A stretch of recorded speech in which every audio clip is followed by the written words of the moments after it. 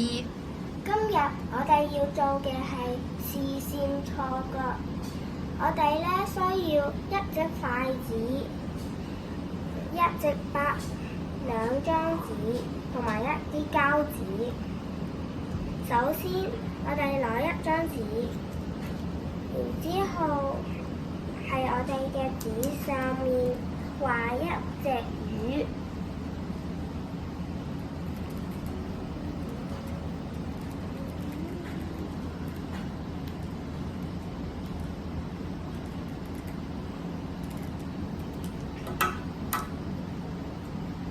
之後，我哋再畫一個魚缸。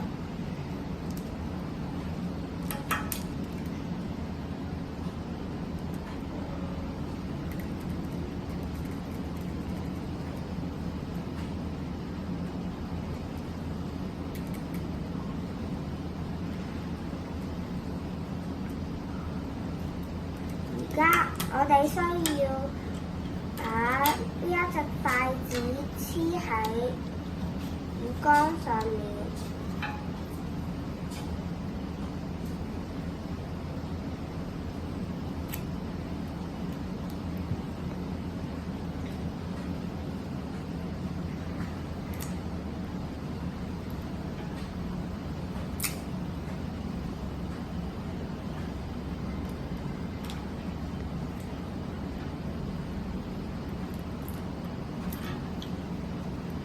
再把魚黐喺一齊。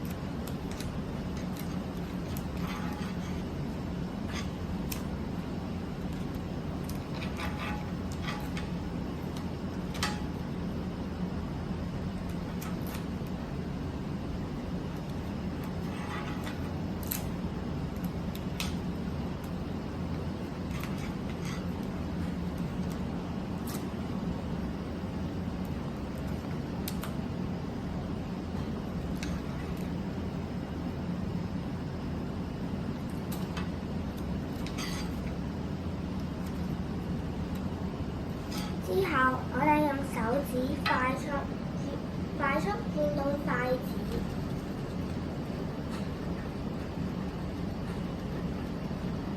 就會發現魚喺魚缸入面游水。因為如果佢轉得太快，大腦就冇時間處理佢，所以就要把佢哋兩個一齊處理，就會變成視線錯覺。